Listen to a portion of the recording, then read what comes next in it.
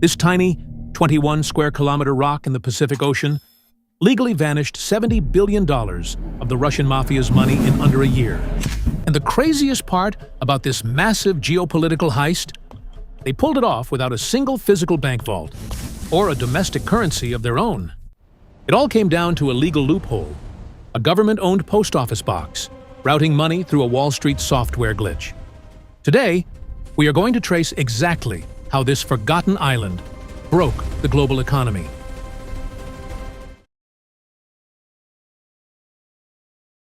To understand how a remote island becomes a financial black hole, we have to look at how it survived in the first place.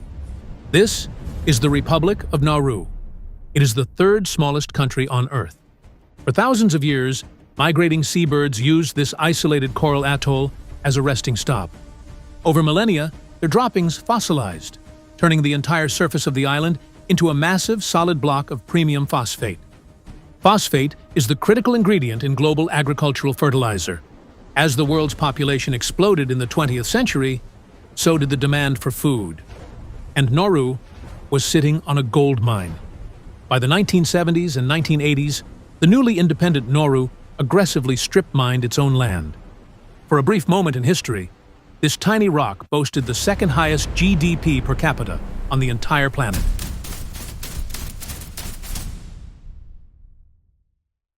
The government took the mining profits and showered its citizens with extreme wealth.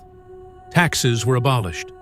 Housing, healthcare, and education were completely free. Residents imported luxury sports cars, even though the island had a speed limit of 30 miles per hour. Knowing the phosphate would eventually run out, the government established a massive sovereign wealth fund. The idea was simple: invest the billions they were making today to secure the island's future forever. But the money was horribly mismanaged.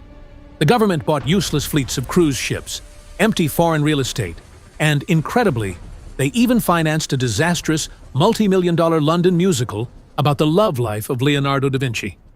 By the late 1990s, the party was over.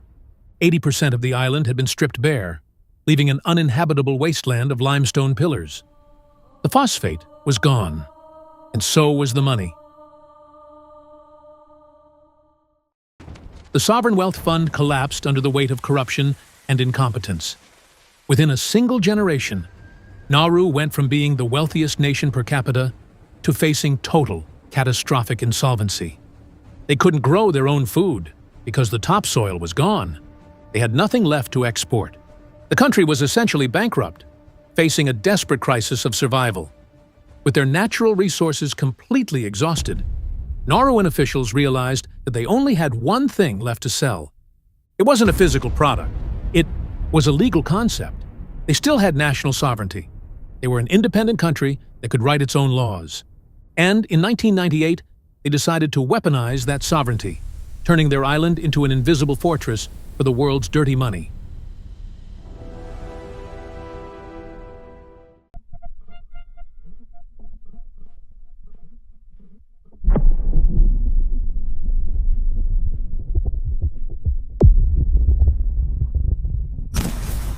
To stave off economic ruin, Nauru passed a series of extreme financial laws.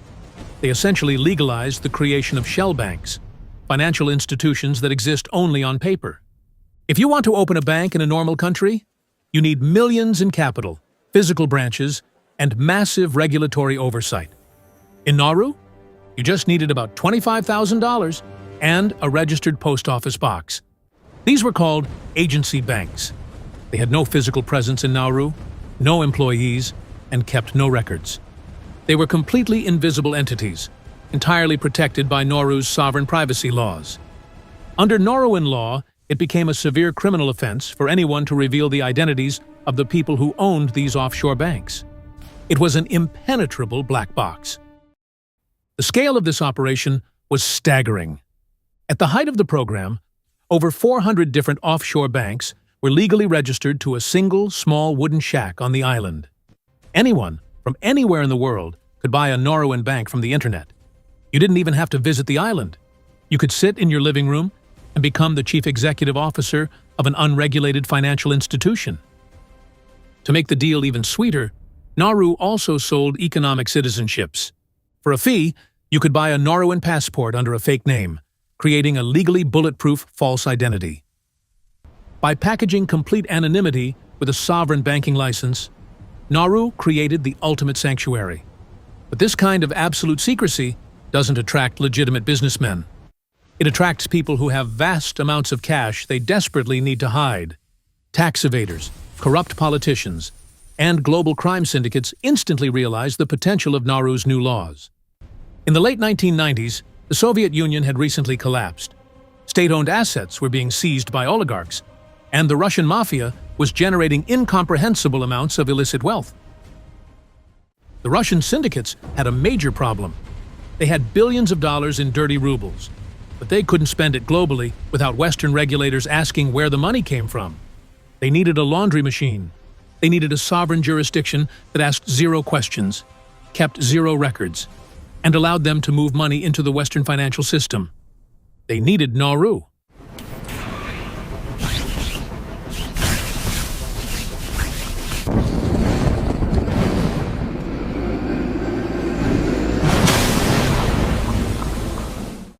But here is the catch. A post office box on a tiny Pacific island can't actually hold billions of dollars. To actually move the cash, Nauru's paper banks had to plug into the real world. They did this using correspondent accounts. Because Nauruan banks were technically legitimate, state-sanctioned entities, major United States banks allowed them to open accounts to route global wire transfers. One of the oldest institutions in the United States, the Bank of New York, utilized a customized wire transfer software called Micro Cash Register. And this system had a fatal automated blind spot. The Russian mafia opened accounts at the Bank of New York using their invisible Nauruan shell banks. The Wall Street software automatically assumed the funds were clean because they belonged to a registered foreign bank. The floodgates opened. Day and night, billions of dirty Russian rubles were electronically wired to the Bank of New York, masked entirely by the sovereign immunity of Nauruan shell companies. Once the money hit the American software, it was legally washed. The mafia instantly bounced the funds out of New York into offshore accounts across the globe. The money was now completely untraceable. In just a single year, an estimated $70 billion was laundered through this exact pipeline. It remains one of the largest and fastest capital flights in modern human history. And Nauru? For facilitating the largest money laundering operation on Earth? The island's government collected fractions of a penny in registration fees. It was barely enough to keep the island's lights on. Eventually, the sheer volume of cash triggered alarms. The Financial Action Task Force, a global anti-money laundering watchdog, investigated the anomaly and discovered the Nauruan loophole. Following the September 11th attacks, the United States passed the Patriot Act. This included strict provisions explicitly banning United States financial institutions from doing business with unregulated shell banks.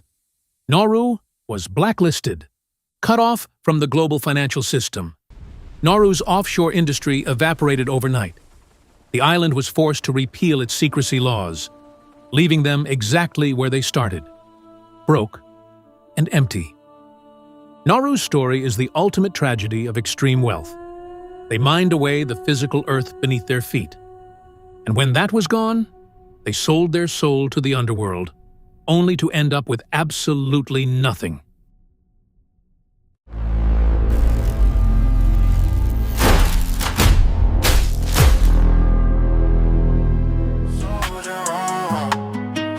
Then the dirt was all gone, so I sold her my name. The Shadow Man came for a digital game. 70 billion just washing away through a little wooden box at the end of the bay. I thought I was smart, I thought I was brave, but I was just digging my own golden grave. Everything changed in the blink of an eye. From the world to a hole in the sky.